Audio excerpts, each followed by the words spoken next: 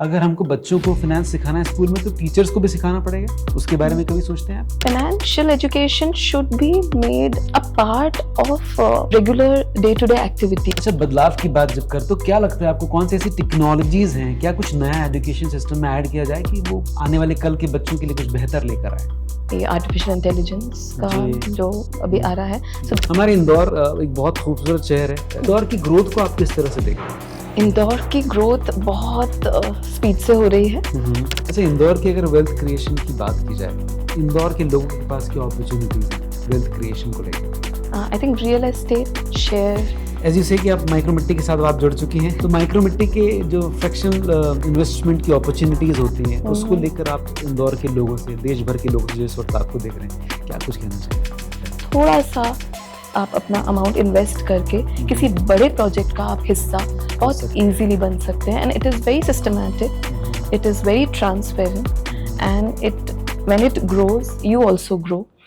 Education हमारे success का, हमारा करियर का बेस तैयार करता है, लेकिन इसी एजुकेशन में क्या हो कि फिनेंस ऐड कर दिया जाए तो यही एजुकेशन हमारे देश का, हमारा वेल्थ क्रिएट करेगा। और इसी चीज को आज समझने के लिए ये पॉडकास्ट तैयार किया गया है और बुलाया गया है एक एजुकेशनिस्ट को जो पिछले 20 सालों से बहुत सारे बच्चों को पढ़ा चुकी हैं और जानती है कि अगर फाइनेंस को ऐड किया जाए तो क्या कुछ मिराकल्स हो सकते हैं। टिम्सी राय मैम, जो कि डायरेक्टर हैं एडवांस एकेडमी की, आज हमारे साथ इस पॉडकास्ट का हिस्सा है। सबसे पहले थैंक यू वेरी मच यहाँ पर आने के लिए। Thank you. सबसे पहला क्वेश्चन ये आता है कि आप इस एजुकेशन सिस्टम को किस तरह से देखते हैं? आपको लगता है कि जो अभी तक पढ़ाया जा रहा था ठीक था या उसमें कुछ बदलाव की जरूरत है? अभी तक जो पढ़ाया जा रहा था पुराने ज़माने के लिए ठीक था, बट अब बदलाव की बहुत ज़्यादा ज़रूरत है और ये बदलाव आने भी लगा है। जैसा कि हम देख रहे हैं नेशनल एजुकेशन पॉलिसी 2020 में काफ़ी सारे चेंजेस हुए हैं और it's all about implementation because planning अच्छी हो गई है, पॉलिसीज आ गई हैं, नाउ एनफोर्समेंट इज रिक्वायर्ड। इसके इम्प्लीमेंट होने में कितना प्रोसेस और टाइम लग सकता है? बिकॉज मैं 2-3 साल से मैं भी सुन रहा हूँ कि आ गया है इम्प्लीमेंट हो रहा है बिकॉज हमारे यहाँ our country is huge and diverse और हर तरह के स्कूल्स हैं यहाँ पे। There are lot of CBSE schools, there are schools which are not having that many facilities in many areas. Even अगर हम इंदौर शहर की बात करें तो हमारे जो CBSE schools हैं वो भी डिफरेंट क्लस्टर्स में डिवाइड हैं एरिया वाइज। और ऐसा अभी ये भी है कि जैसे जो अच्छे स्कूल्स हैं जहाँ रिसोर्सेज बहुत अच्छे हैं, so it is your responsibility to see the requirements and the needs of the schools which are not so privileged and in resources. तो हमें वहाँ भी कोलैबोरेट करना है, कंट्रीब्यूट करना है, देखना है, you know, so it is about that और ऐसे धीरे धीरे होगा जी। अच्छा, बदलाव की बात जब करते हैं तो मेरे ख्याल से क्योंकि टेक्नोलॉजी का दौर है तो क्या लगता है आपको, कौन सी ऐसी टेक्नोलॉजीज हैं, क्या कुछ नया एजुकेशन सिस्टम में ऐड किया जाए कि वो एकदम आने वाले कल के बच्चों के लिए कुछ बेहतर लेकर आए?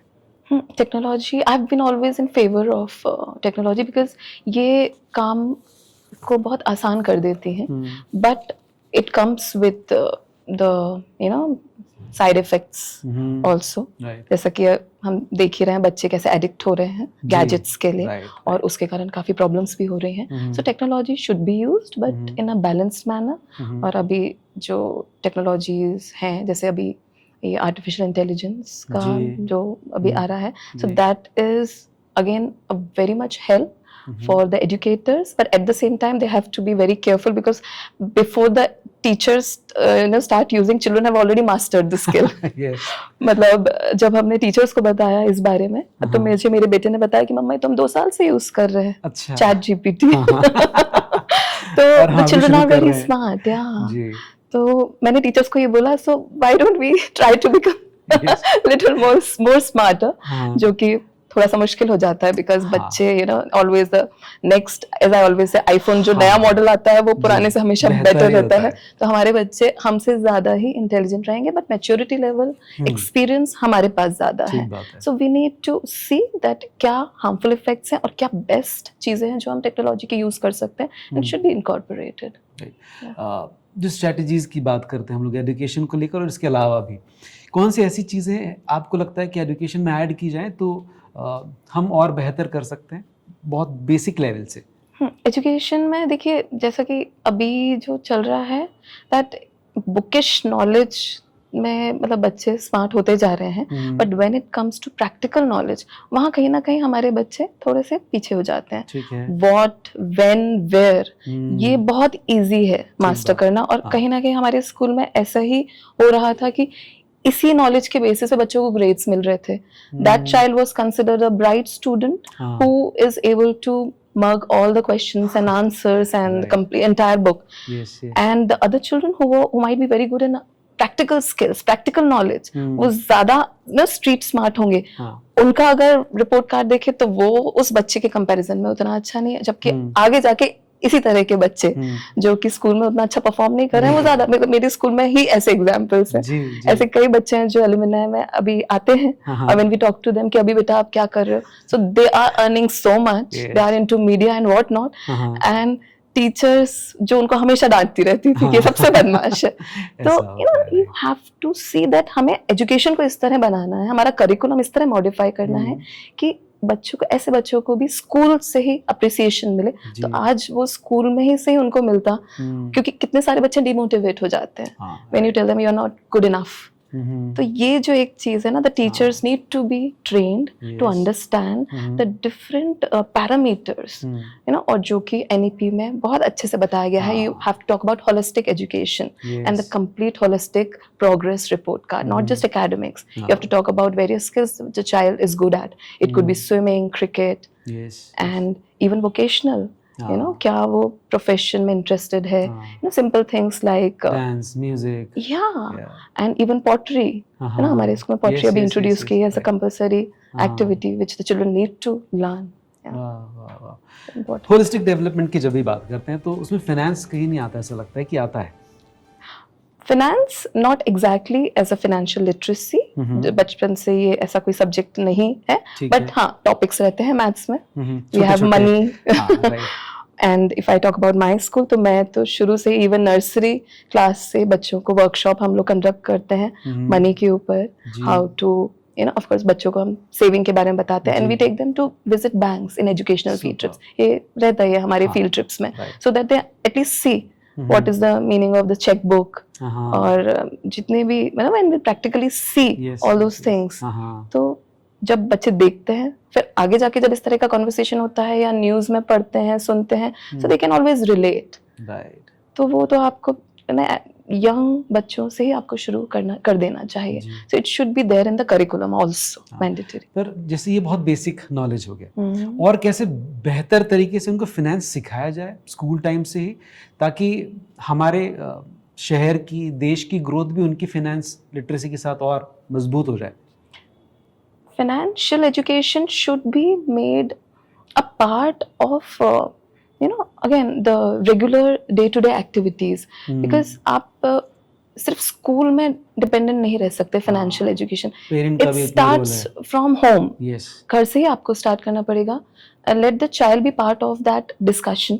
सबसे इम्पोर्टेंट है बच्चे को उसको फील करने दीजिए कि उसका भी ओपिनियन मैटर करता है. See, you are the parent, you are the mature one, you know कि उसका डिसीजन नहीं लेना है, करना आपको है जो आपने डिसाइड करा हुआ है. But let the child participate.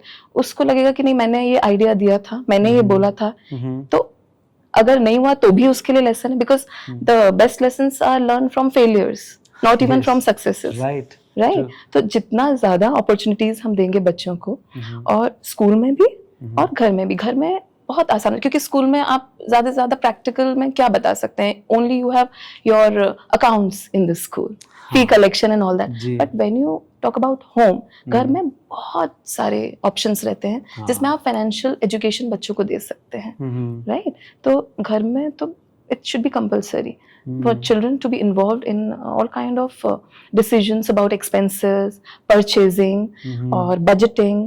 बच्चों को, पेरेंट्स को बैठ के उनको बताना चाहिए, और बताने से ज्यादा उनको टास्क दे कि भाई ये हमारा इनकम है बेटा, ये हमारी नीड्स हैं, ये हमारी वांट्स हैं. Let them know the difference between needs and want.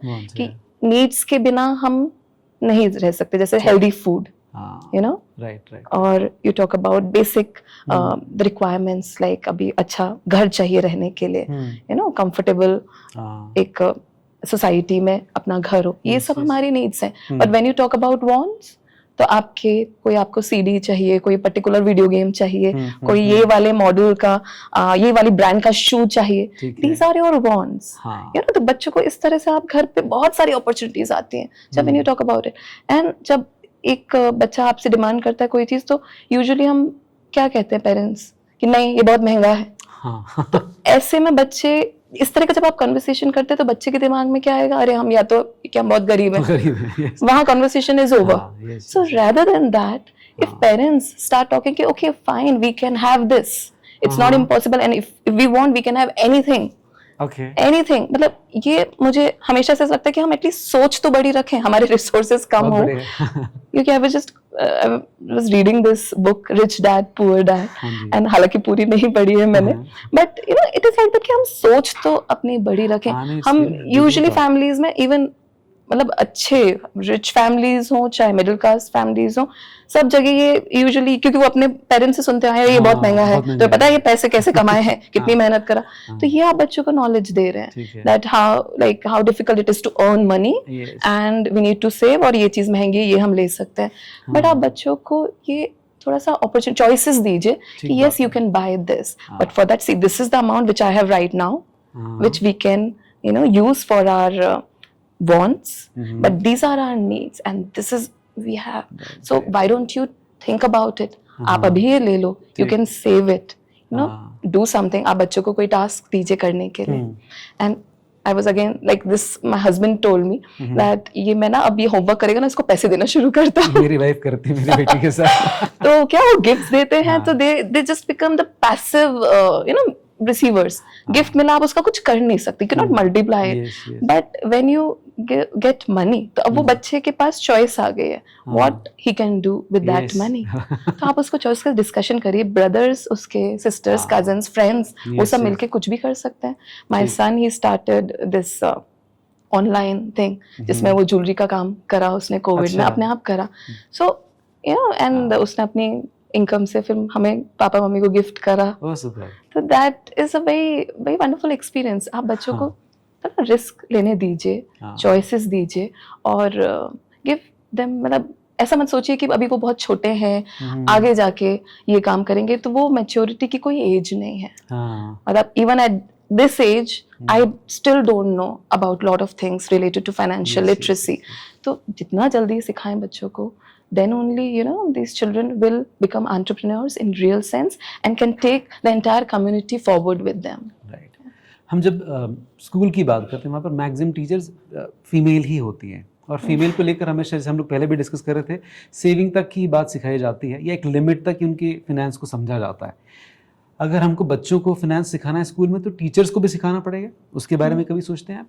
या दैट इज वेरी ट्रू। कोई भी चीज बच्चों को सिखानी है तो पहले टीचर्स को ही ट्रेन करना पड़ेगा। सो टीचर्स ट्रेनिंग वेरी इंपॉर्टेंट, और इस तरह की वर्कशॉप, सेमिनार्स टीचर्स के लिए सबसे पहले रखना चाहिए, so that when they know that, because usually teachers की अगर आप सैलरी भी हम जैसे देते हैं तो उनको बहुत सारी चीजें अपनी सैलरी में नहीं समझ में आता। What is PF, what is gratuity, lot of things they don't know. हो गया मेरा। हाँ, ये क्या है, मेडिकल क्या है, ये मेरी सैलरी से क्यों जा रहा है, lot of them they don't know. And like हम लोग जब डिस्कस करते आ रहे हैं टीचर्स का ही तो है, ये वो उनको मिलेगा बाद में, बट उनको फिर हम बताते हैं 1 to 1 तो उनको समझ में आता है। इस तरह के बहुत सारे और भी है, जैसे अब अपनी सैलरी रहती है उनकी, when you talk to them कि नहीं वो तो मेरे हस्बैंड को मैं दे देती हूँ, you know he only manages, so they have no clue what can be done with their salary.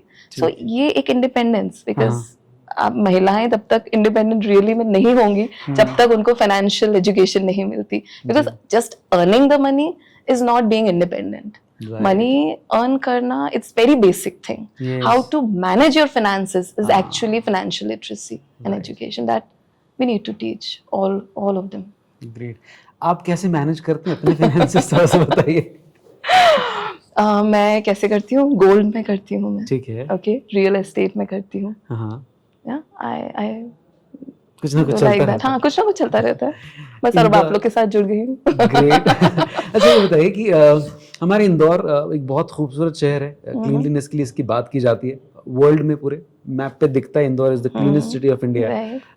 Indore की ग्रोथ को आप किस तरह से देखते हैं? इंदौर की ग्रोथ बहुत स्पीड से हो रही है and that is because of lot of things contributing. The most important, the people of Indore, they are very open, very friendly, open to new ideas, and you know they are very accepting also. आप देखिए कुछ भी करते हैं यहाँ पे, जी आप एक मैराथन भी करते हैं या फिर कोई इवेंट करते हैं, people come out in full numbers. And यहाँ you know when you talk about bigger cities like Delhi, Bombay, मेरा ब्रदर नोएडा में है, वहाँ पे कोई बहुत ज्यादा किसी को जानता भी नहीं. आप कहीं भी किसी इवेंट में चले जाएं, वहीं उसी शहर में और भी लोग रह रहे होंगे हमारी पहचान के, उनको पता ही नहीं है ये ऐसा कोई इवेंट हुआ है. So that unity is there in Indore, which we feel, and there are resources, people have money, you know, so this is a nice place to be. बहुत, और इसी तरह की जगह, it is a perfect fertile place to have lot of growth, where we can have our children, you know, understand the importance of you know making our country number one in the world. जैसा कि अभी हमारा चल ही रहा है कि बहुत इस तरह की अगर सिटीज हैं, इस तरह के लोग हैं, तो it becomes actually easy to implement the policy which the government is you know making to make our country really developed. जैसे आज हम we talk about US, we talk about UK, in developed countries की बात कर रहे हैं, तो कहीं ना कहीं वो countries में ये सब चीज़ें पहले से हो रही हैं, where the young, the youth are aware. We were just discussing, Manoj and we were coming here, कि वहाँ पे ऐसा है कि even after 40, very easily people can think about retirement, क्योंकि तब तक उन्होंने इतना अच्छा अपना manage कर लिया है अपने resources, और वो सोच सकते हैं कि अब हम आराम से they have their particular fixed source of income which it's enough. तो ऐसा इस तरह की cities में भी possible है जब हमारा youth इतना aware हो जाए और they are ready to learn and they want to and they are full of energy. Indorians. अच्छा, इंदौर की अगर wealth creation की बात की जाए, इंदौर के लोगों के पास क्या opportunities हैं wealth creation को लेकर? I think real estate, then share, ठीक है, and यही रह जाता है. गोल्ड भी हो सकता है, जो आपकी फेवरेट पसंद है मेरे को लगता है. एज यू से कि आप माइक्रो मिट्टी के साथ आप जुड़ चुकी हैं, तो माइक्रो मिट्टी के जो फ्रैक्शनल इन्वेस्टमेंट की अपॉर्चुनिटीज होती हैं, उसको लेकर आप इंदौर के लोगों से, देश भर के लोगों से जो इस वक्त आपको देख रहे हैं, क्या कुछ कहना चाहिए? देखिए, अगर आपको वेल्थ मल्टीप्लाई करना है, then you have to invest, right?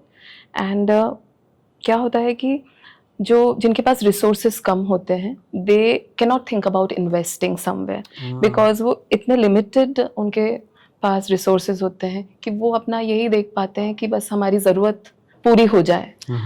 फिर एक अलग आप थोड़ा सा बेटर हो जाते हैं आपके finances, then you can think about saving, कि आगे के लिए हम सेव कर लें. और जो फाइनेंशियली लिटरेट होते हैं, दे कैन only, और लिटरेट भी होते हैं, और जिनके पास बहुत रिसोर्सेज होते हैं, like we talk about very rich people, they invest in bigger projects, और फिर वो अपनी वेल्थ बहुत इजीली मल्टीप्लाई करते हैं. तो इस तरह का ही हमारा एक यू नो एक इमेज बनी हुई है सोसाइटी के लिए कि जो जिसके पास बहुत कम रिसोर्स है, वो क्या बड़े बड़े प्रोजेक्ट्स में इन्वेस्ट करेगा. और जैसे कि ऐसा बोलते भी हैं कि मनी ओनली अट्रैक्ट्स मनी, पैसा बनाने के लिए भी पैसा चाहिए आपको. तो उसके लिए तो बेचारा जिसके पास बहुत कम सोर्सेज हैं, बहुत कम इनकम है, बहुत कम अमाउंट है, वो कैसे इन्वेस्ट करे बड़े बड़े प्रोजेक्ट्स में कि वो भी अपना पैसा मल्टीप्लाई करे. तो when I came to know about this fractional, about micro मिट्टी, तो मुझे लगा ये तो परफेक्ट सोल्यूशन है for the people with the limited resources, क्योंकि इस तरह से वो भी पार्टिसिपेट कर सकते हैं बड़े प्रोजेक्ट का, मतलब पार्टिसिपेशन में उनको मिल सकता है. और जरूरी नहीं है कि आप पूरा का पूरा आप वो जो सेविंग्स है, जो भी आपके पास अमाउंट आप है, थोड़ा सा आप अपना अमाउंट इन्वेस्ट करके किसी बड़े प्रोजेक्ट का आप हिस्सा बहुत इजीली बन सकते हैं. And it is very systematic, it is very transparent, and it when it grows you also grow. So this is a perfect way to become rich and take the entire community along with you. तो जैसे मतलब एक इंसान अगर सिर्फ अपने बारे में सोचता है, वो एक लिमिटेड प्लेस तक पहुंचता है. बट जब आप ये सोचते हो कि मैं भी आगे बढ़ूं और मैं कोलैबोरेट करूं, मेरे साथ जो लोग हैं वो भी आगे बढ़े, then the entire city, entire nation moves forward. Right. And मुझे ऐसा लगता है कि माइक्रोमिट्टी का एक बहुत बड़ा रोल रहेगा to make our Indore shine and even make our country become a very good developed country amongst the countries in the world. Great, thank you very much ma'am यहाँ पर आने के लिए, हमसे ये पूरा कॉन्वर्सेशन करने के लिए. Thank you so much. Thank you very much, thanks a lot.